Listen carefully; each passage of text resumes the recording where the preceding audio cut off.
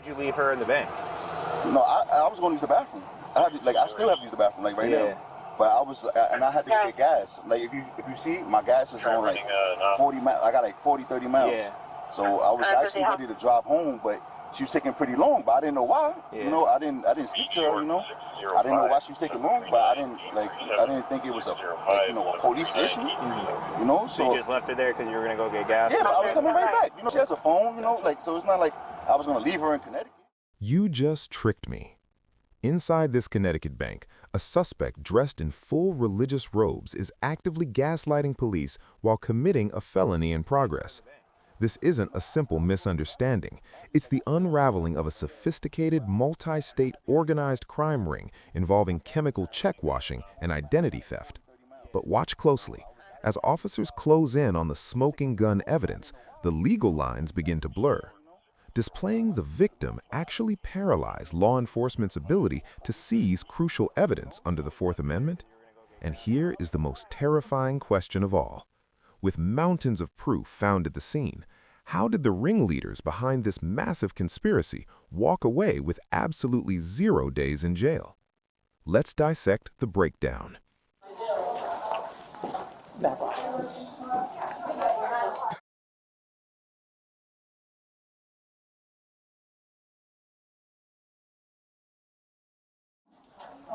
Hello.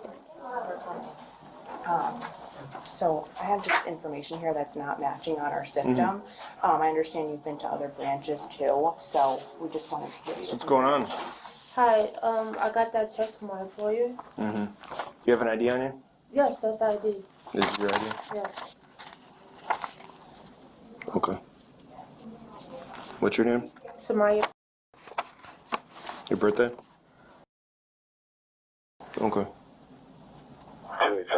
Do you have a driver's license? Yes, it's my car. Is it in Connecticut or?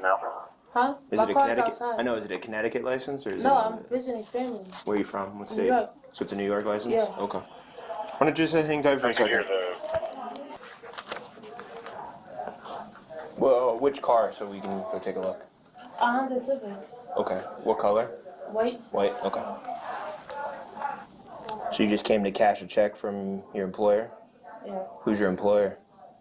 It's a rent check. A rent check? Yes. It's for my rent. Yeah. Who's your employer though? It's a rent check. No, I get that. But you said it's from your employer, right? Yeah.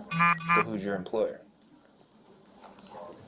I don't understand the Officers enter M&T Bank in Vernon, Connecticut. The bank manager's directive is immediate and sharp. Back office. In the world of financial crimes, this is the universal code for "we have a felony in progress and the suspect is still here." Well, it sounds like they think you might be trying to pass a bad check. No, So, I'm not. okay, so I'm asking who's your employer? Like who gave you the check? It's a rent check. It's for your rent. Yes. Okay. Do you understand my question? Yes, I feel like I don't know what's going on. So I just told you, they called us because they think you're trying to pass a bad check. Okay. So that's what's going on. So I'm just trying to figure out if, you're saying it's just for rent and Yeah. everything like that. I'm just asking who's your employer. It's for rent. Go ahead. I know. You didn't hear you're not getting my question? Someone issued it to you, right? Your employer. Yes. So who's your employer? Like what do you do for work? I'm a receptionist. Receptionist. Okay. Yes. Where do you work? In New York. Okay. There's no Civics out here in the parking lot. If you want her to try again. You drive a different car? No. Okay. So my partner just told me there's not a Civic in the parking lot. I don't understand. You guys are making me like nervous. Okay. Well, it's a simple question. What kind of car did you drive? 28711. A white Civic car. Okay. So where'd you park it? Behind back? Yes. So again, who is your employer that? Here we meet our suspect, Sumaya. Watch her demeanor. She isn't panicked, she's annoyed. When questioned about the check, she immediately stumbles into a classic inconsistent statement trap. First, she claims the check is from her employer. Seconds later, under the slightest pressure, she pivots. It's a rent check. Let's apply Terry versus Ohio here. These shifting stories, combined with the bank's report of a fraudulent instrument, provide the officers with more than enough reasonable suspicion to detain her. She is legally not free to leave. Who's your employer? So your friend left you? Roger, I have on the timeline. You want to just tell me what's going on? Obviously, I'm not stupid, you know what I mean? Yeah, I know you're not stupid. I'm not stupid either. Okay. Yeah, make me feel uncomfortable. Well, the car that... But then, the manipulation begins. You're making me feel uncomfortable. This is a textbook deflection tactic designed to put the officer on the defensive. By claiming victimhood, she attempts to shift the dynamic from a criminal investigation to a social grievance. The officer correctly identifies this not as fear, but the arts of thievery. If you are innocent, clarification is your goal. If you are guilty, confusion is your weapon. What's going on? Obviously, I'm not stupid, you know what I mean? Yeah, I know you're not stupid. I'm not stupid either. Okay. Yeah, make me feel uncomfortable. Well, the car that you came in with just got stopped by the state police trying to leave. You know what I mean? Yeah. Probably because you told them that we were here. So you want to tell me what's going on? The plot thickens. The white Civic that dropped her off is gone. This is the moment the investigation elevates from simple fraud to conspiracy under CGS 53A-48. She didn't just walk here, she was deployed here. I'm just going to go off what they said, and that's what, that's going to be that. I'm just trying to give you... You're going to do what you're going to do regardless. No. So you want to tell me about the check, or no? Yes, I was issued that check. Okay. By who? Yeah. By who? It shouldn't be too hard of a question, right? Yeah, I don't feel like... She's texting her co-conspirators. So, can you explain what's going on? We have local branches. I had 2 branches tell me that she had tried to go to their locations and cash the check, and we've already put a fraud alert on because that check does not match any that have cashed out of that account, so we can tell it's a counterfeit check. How do you do that? So we look at images of recently cashed items, and it doesn't match anything. The signature's not a match, so that tells us it's counterfeit. So the signature is not a match to the other checks that have been cashed by this account? Pull one up and print it? Yes. Thank you, Jen. Thank you. Yeah. So, anyway, she came here and you... I saw her walk in, and based off the description that was given, so we you were had given a description. We were all kind of already waiting. previously given information before she even came in about... Yes. Okay. So she went to stores into the town, so she was bound to come in this area, probably. So as soon as she walked in, we called. Okay. And then she was trying to cash this. Yes. And then you pulled up this account's other previous issued checks and the signature doesn't match. Correct. Okay. Yeah, and it's not the right style too.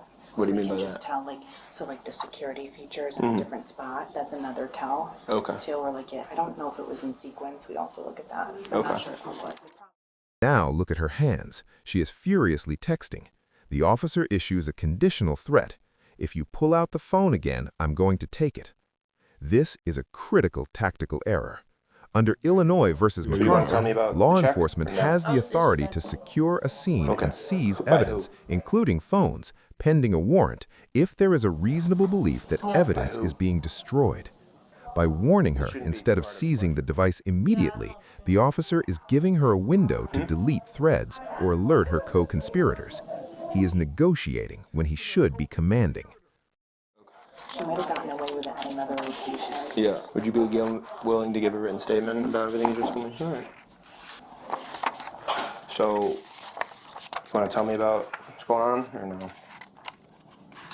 Because what they're telling me is that you've been to a couple other M&T banks already, trying to cash checks, and they turned you away, and they notified other banks, and that this is a different signature than the typical ones on the account, and that the security features are different as well, and then it's out of order. So it's a bad check. Okay? Who are your 3 friends? Smile. Alright, we're done with the phone right now. Why are you doing that? You're done with the phone. Alright. You can either put it down or I can take it as evidence. What do you want to do? New York ID 825. I'm going to either seize your phone or you're going to put it down. Why is my phone Your phone. bothering you? I can take it right from you. You know that? Delta Ocean. Because we're not going to be texting someone else about what's going on, okay? I'm not texting anybody. If you pull out the phone again, listen, I'm not listen, being stop, you are, disrespectful. listen, stop talking while I'm talking. If you pull the phone out again, I'm going to take it as evidence, okay? I promise. Let's cut through the noise and look at the smoking gun evidence that turns this from a nuisance call into a felony takedown. First, we have forgery and first degree. The bank manager provides the critical testimony. The signature is a mismatch, and the security features are physically displaced. Under Connecticut law, simply possessing this instrument with the intent to defraud is the crime. The fact that she already successfully cashed a check at the Coventry branch proves that intent beyond a reasonable doubt. This is larceny by false pretenses. We're not going to be texting someone else about what's going on, okay? I'm not texting anybody. If you pull out the phone again, listen, being stop, you are, disrespectful. listen, stop talking while I'm talking. If you pull the phone out again, I'm going to take it as evidence, okay? I promise you that. I'll go in your pockets and grab it from you. And then so see the security Take seal it. on a different side. I mean, the signature might have been traced, but it's off, and I mean, it's close. The security is a big one, though. Okay. Make sure she doesn't pull her phone out again. If she does, just take it. Okay? Okay. Yes, and it's broken. Do you have anything in your pockets? AirPods. What was that? AirPods. Can you just empty your pockets for me?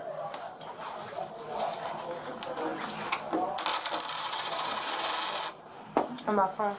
Can you put that phone right here?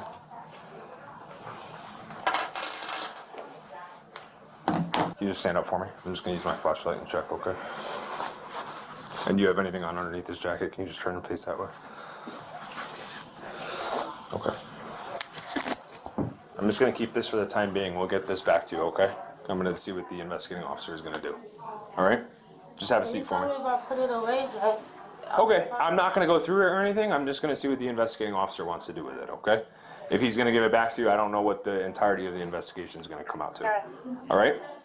I'm not going to go through it. I'm going to stand right with you, and I'm going to put it right in my pocket. Good?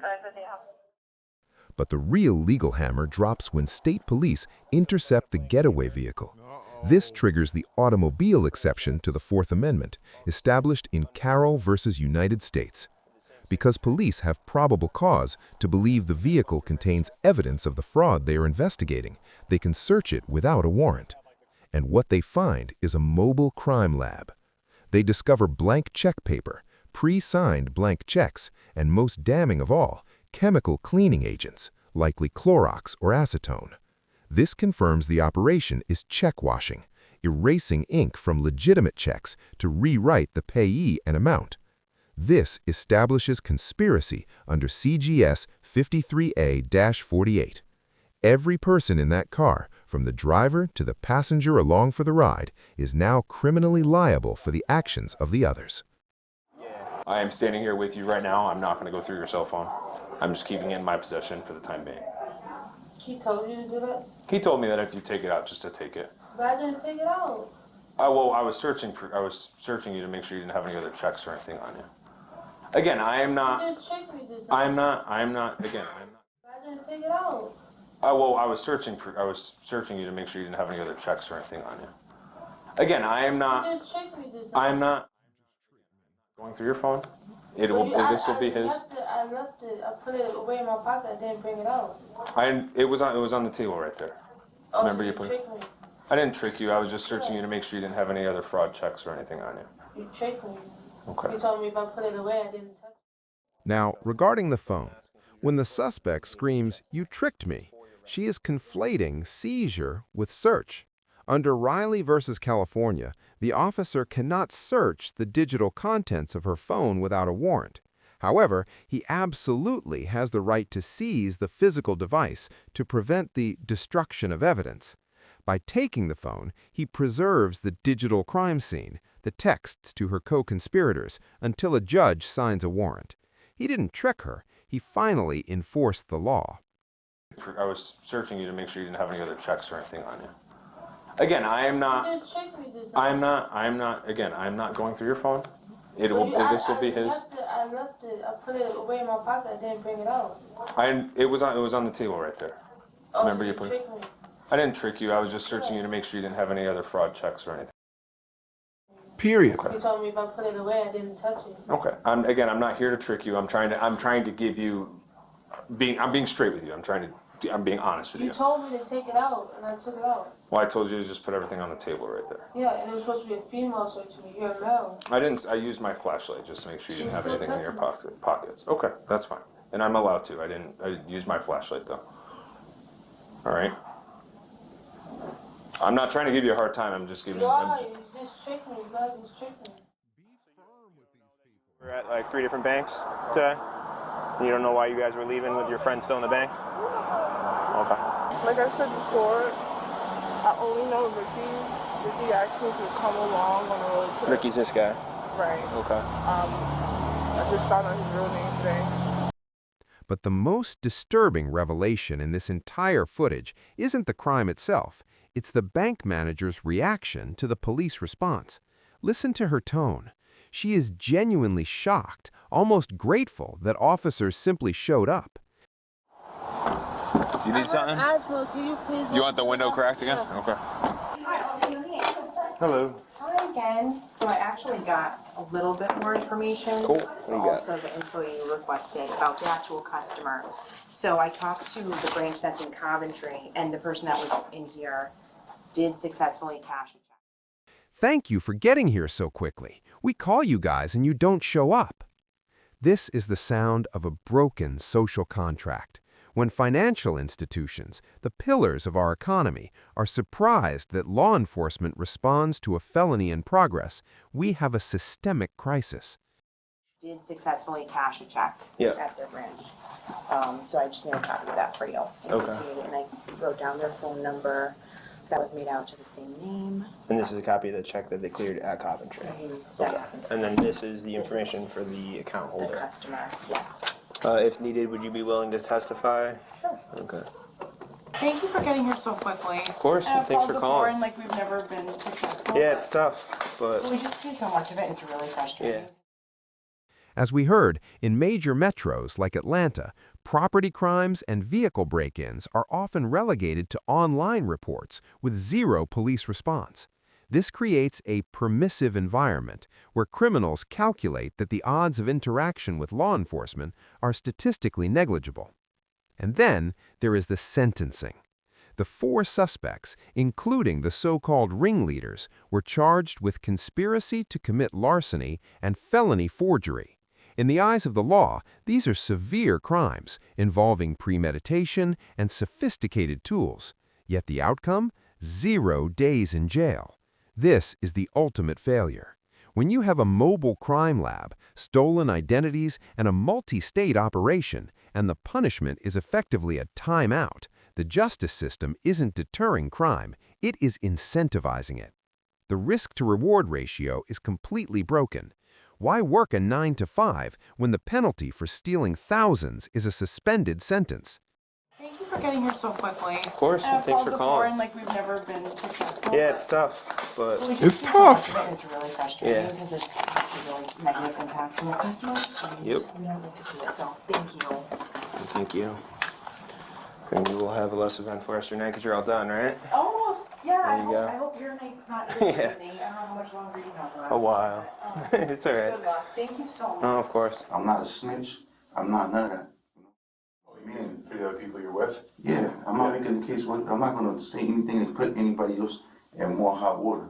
Sure. You know, I'm a real man, so I'm going to stand on what I say. You're a thief. He's saying that he's going to get a record deal for, he was working for like Warner, and he's going to get work for Universal first of the year for like records and music and stuff. So what the hell are we doing? Seriously, man.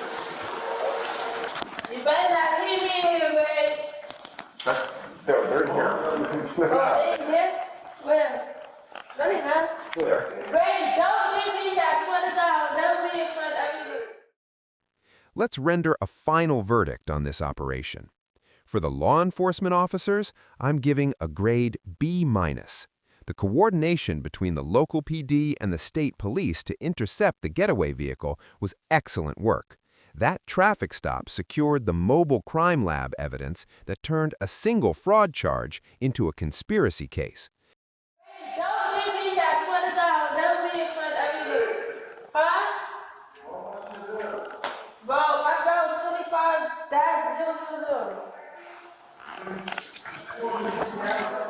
Yeah, don't leave me. The suspects were all charged with conspiracy to commit larceny and a felony. However, the command presence inside the bank was shaky.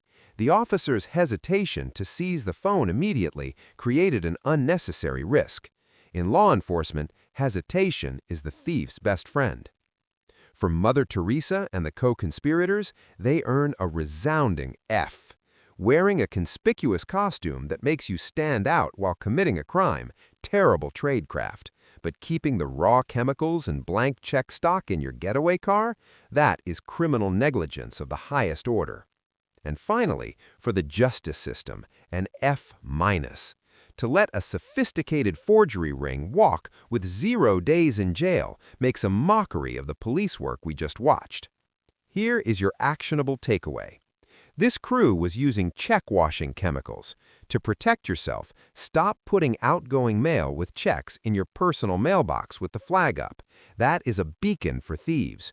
Walk your mail inside the post office. And crucially, switch to Uniball gel pens or similar pigmented ink. Unlike standard ballpoint ink, gel ink permeates the paper fibers and is chemically resistant to the acetone washes these criminals use. Don't be the low-hanging fruit. Stay safe, stay legal, and I will see you in the next briefing.